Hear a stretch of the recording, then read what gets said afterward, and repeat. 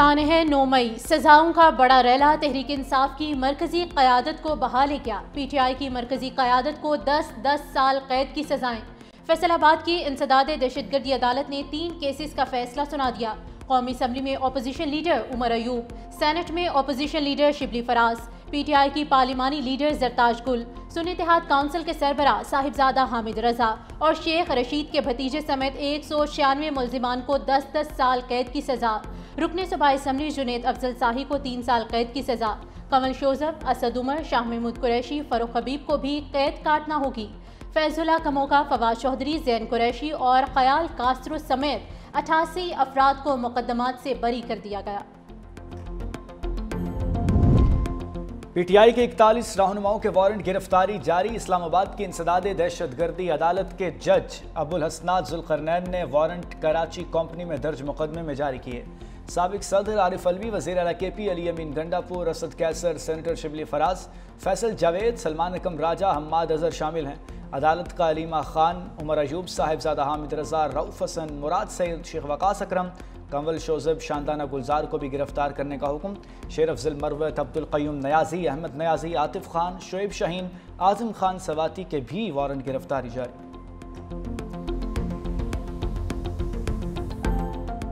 जो हमने चालान दाखिल किया वो 98 मुल्ज़मान की हद तक एक दफ़ा चालान दाखिल किया, अदालत में हाज़िर नहीं हुए, उनकी हद तक नॉन बेलेबल वारंट जारी हुए और आज 31/7/2025 को सिर्फ एक मुल्ज़म इसमें हाज़िर हुआ है। बकिया 97 मुल्ज़मान को इश्तहारी डिक्लेयर किया जा चुका है। मुतअद्दिद बार इनको तलब किया गया, इनको समन नोटिस इशू किए गए कि आप इस मुकदमे में आप रिक्वायर्ड हैं, आप आके शामिल तफ्तीश हों। इन्होंने शामिल तफ्तीश नहीं हुए। आज इनके नॉन बेलेबल वारंट जो हैं वो इस मुकदमे में वो लिए गए। 9 मई और 26 नवंबर केसेस में गैर हाजिर मुल्जिमान के वारंट गिरफ्तारी जारी किए गए। अदालत ने कई मुल्जिमान को इश्तिहारी भी करार दे दिया। फेडरल प्रोसिक्यूटर जनरल गुलाम सरवर और सीनियर प्रोसिक्यूटर जहीर शाह की मीडिया से गुफ्तगू। कहा 9 मई और 26 नवंबर के तमाम मुकदमात में कानूनी तकाजे पूरे किए गए। 3.5 माह के दौरान 11 पेशियां हुई। जिन मुल्जिमान ने फर्द जुर्म कबूल नहीं की उन्हें सजा हो चुकी है। गैर हाजिर मुल्जिमान के वकला अदालत में पेशी की यकीन दहानियां करा रहे हैं।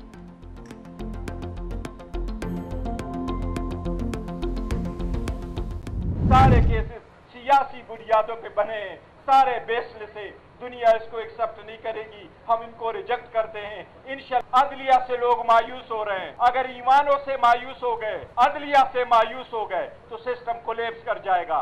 मैं समझता हूँ अब भी वक्त है, होश के नाखून ले, इस सिस्टम को बचाए। आज जमहूरियत के लिए अफसोस का दिन है। तमाम फैसले आला अदलिया में चैलेंज करेंगे। इस्लामाबाद में मीडिया से गुफ्तगू करते हुए बैरिस्टर गौहर अली खान ने कहा, ऐसे फैसलों से जमहूरियत डिरेल हो जाएगी।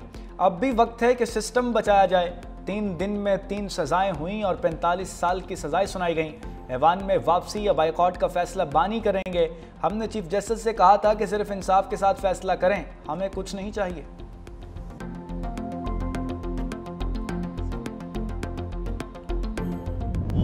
सिर्फ अफवाज पाकिस्तान का मुकदमा नहीं, ये पूरे पाकिस्तान के अवाम का मुकदमा है। अगर पाकिस्तान के निज़ाम इंसाफ पे यकीन कायम रखना है और जज़ा और सज़ा का निज़ाम जिस पे अल्लाह ताला की ये कायनात और ये कुदरत और ये निज़ाम चलता है, अगर उस पर यकीन रखना है तो 9 मई के जो मुल्ज़िमान हैं उसको करने वाले और उसको करवाने वाले आईन और कानून के मुताबिक उन्हें सज़ा देनी पड़ेगी।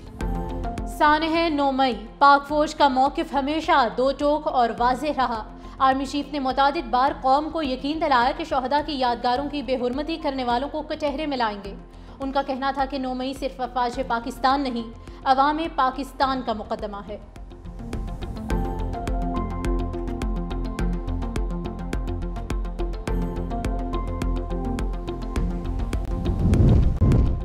मुल्क को नुकसान पहुंचाने वाले सब लोग जद में आएंगे। सेनेटर फैसल वावडा ने कहा कि जल्द तहरीक इंसाफ का एक खतरनाक मंसूबा भी मंजरेआम पर लाऊंगा। जो बातें मैंने कही थी वो आज सबके सामने सच साबित हो रही हैं। जो टाइमलाइन दी थी तमाम चीज़ें उसके मुताबिक हो रही हैं। आने वाले दिनों में PTI की मजीद नाअहलियाँ होंगी। PTI के नजरियाती लोग बानी PTI के पीठ में खंजर घोंप रहे हैं।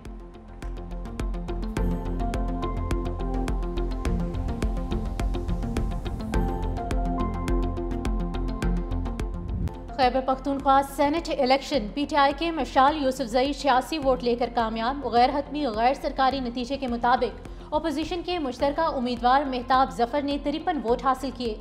आज़ाद उम्मीदवार साइमा खालिद 1 वोट हासिल कर सकी। KP असम्बली में सेनेट की एक नशिस्त के लिए 143 वोट कास्ट हुए। 2 मेंबरान वोट कास्ट करने नहीं पहुंचे।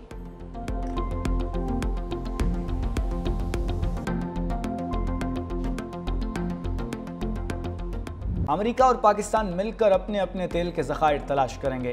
दोनों हुकूमतें मिलकर तेल तलाश करने वाली ऑयल कंपनी का तायुन करेंगी। हो सकता है पाकिस्तान अपना तेल भारत को भी बरामद कर सके। अमेरिका पाकिस्तान के तेल ज़खायर बढ़ाने के लिए इक़दाम करेगा। मजीद कहा, व्हाइट हाउस में ट्रेड डील्स पर काम करने में मसरूफ़ हैं। बहुत से ममालिक टैरिफ में कमी की पेशकश कर रहे हैं। इन तमाम इक़दाम से अमेरिका का तिजारती खसारा कम करने में मदद मिलेगी।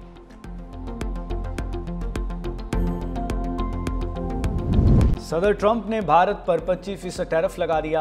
ईरान से तिजारत पर 7 कंपनियों पर भी पाबंदी लगा दी। भारत की जानिब से अमेरिका पर आयद मालियाती रुकावटें नाकाबिल कबूल हैं। भारत अपना ज़्यादातर असलहा भी रूस से ख़रीदता है। ये सब ऐसे वक्त में हो रहा है जब दुनिया चाहती है कि रूस यूक्रेन में खूनरेज़ी बंद करे। सदर नून लीग नवाज शरीफ और वज़ीर आला पंजाब मरियम नवाज से सऊदी अरब के सफ़ीर की मुलाकात। बाहमी दिलचस्पी के उमूर, इक़्तिसादी ताउन और दिफाई शराकतदारी से मुतल्लिक़ तबादला ख्याल, मुश्तरका दिफाई तरबियत, इंटेलिजेंस के तबादले और बाहमी ताउन को मज़ीद वुसअत देने पर इत्तेफाक। वज़ीर आला पंजाब मरियम नवाज ने कहा कि सऊदी अरब की सरजमीन हर मुसलमान के दिल में ख़ास रूहानी मकाम रखती है। पाकिस्तान सऊदी अरब के दरमियान तारीख़ी ताल्लुकात को मज़ीद मजबूत बनाने के अज़्म का इरादा रखता है।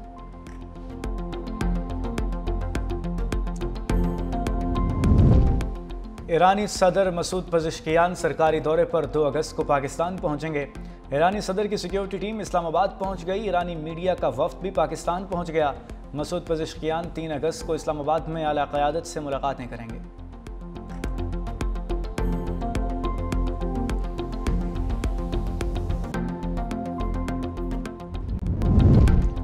भारत खित्ते में दहशतगर्दी को फ़रोग़ दे रहा है। हिंदुत्वा नज़रिया जनूबी एशिया के अमन के लिए ख़तरा है। वफाकी वज़ीर इत्तलाआत अता तारर का तकरीब से खिताब। कहा, भारत ने पहलगाम वाक़े के बाद पाकिस्तान पर बेबुनियाद इल्ज़ामात लगाए। भारत को तहकीकात की पेशकश की। दुनिया से भी कहा, पहलगाम वाक़े पर गैर जानिबदाराना तहकीकात कराई जाए। भारत पाकिस्तान में दहशतगर्दों की पुष्टपनाही कर रहा है। पाकिस्तान ने दहशतगर्दी के खिलाफ जंग में सबसे ज़्यादा कुर्बानियाँ दी। हर तरह की जारहियत का भरपूर जवाब देने की सलाहियत रखते हैं।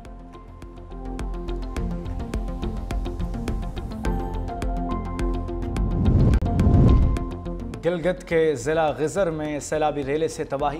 तहसील अशकोमन में 60 से ज़ायद घर मुतासर। मुकामी पावर हाउस भी जद में आने से बिजली चली गई। खड़ी फसलें, फलदार दरख्त और इंफ्रास्ट्रक्चर भी तबाह। गिलगित बल्तिस्तान में आज भी मूसलाधार बारिशें मुतवक्के। झीलों के फटने और लैंडस्लाइडिंग का खदशा। आवाम को गैर ज़रूरी सफ़र से गुरेज रहने की हिदायत। उधर पंजाब में दरियाई कटाव ने कई देहात को मलियामेट कर दिया। कच्चे के इलाके में हज़ारों एकड़ पर खड़ी फसलें ज़रियाब आ गईं। बस्तियां पानी में डूबने से लोगों की अपनी मदद के तहत नकल मकानी। सिंध में भी सैलाबी सूरत हाल। PDMA ने गुड्डू और सखर बैराज पर दरमियानी दर्जे के सैलाब का अलर्ट जारी कर दिया।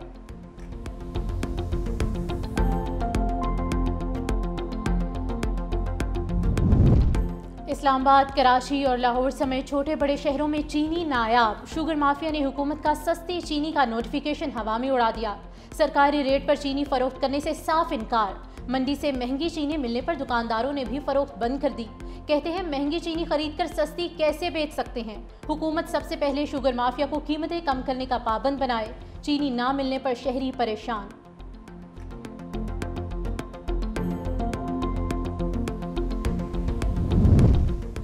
मुल्क में चीनी का कोई बहरान नहीं। वफाकी वजीर राना तनवीर हुसैन की मीडिया से गुफ्तगू। कहा, चीनी कोई पहली बार दरामद नहीं की जा रही। चीनी की बरामद और दरामद के मामले में गलत तासुर पेश किया जा रहा है। गुज़श्ता साल चीनी का सरप्लस मौजूद था, जिसे मद्देनज़र रखते हुए बरामद का फैसला किया गया। मुल्क भर में चीनी की सप्लाई और कीमतों का कोई मसला नहीं।